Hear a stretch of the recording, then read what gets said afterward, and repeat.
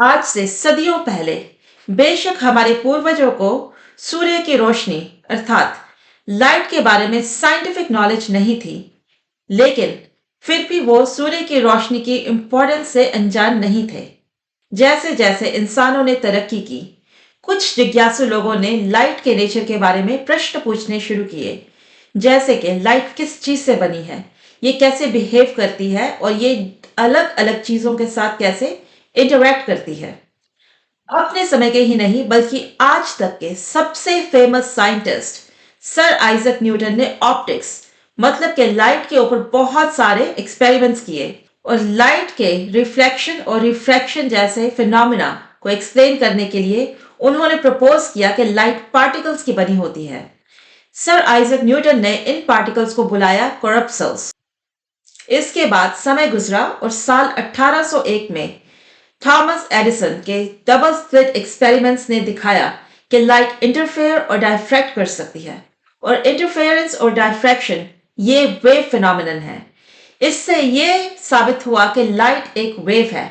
यही नहीं, साल 1865 में जेम्स क्लर्क मैक्सवेल ने यह दिखाया कि लाइट एक इलेक्ट्रोमैग्नेटिक वेव है।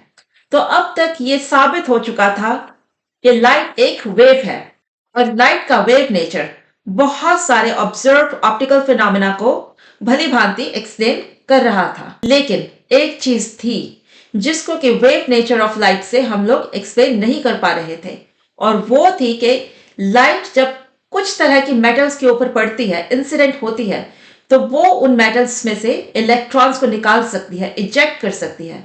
और इन इजेक्टेड इलेक्ट्रॉन्स की एनर्जी सिर्फ और सिर्फ लाइट की फ्रीक्वेंसी के ऊपर डिपेंड करती थी।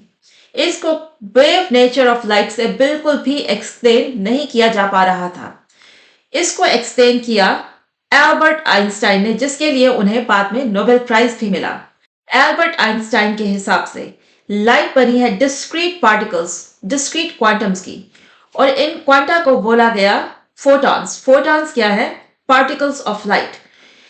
फोटो इलेक्ट्रिक इफेक्ट, जिसमें कि लाइट जब किसी मेटल, हर तरह की मेटल नहीं, कुछ स्पेशल तरह की मेटल्स के ऊपर इंसिडेंट होती है, तो एक लाइट का फोटोन एक इलेक्ट्रॉन के साथ इंटरैक्ट करके अपनी सारी की सारी एनर्जी उस इलेक्ट्रॉन को दे देता है, और अगर वो एनर्जी सफिशिएंटली हाई होती है तो वो इलेक्ट्रॉन इजेक्ट आउट हो जाएगा। और यहीं से किक स्टार्ट हुआ क्वांटम मैकेनिक्स का रेवोल्यूशन। तो लाइट एक बहुत ही इंटरेस्टिंग फिजिकल फिनोमिना है। Light as particle and wave both exist कर सकती है।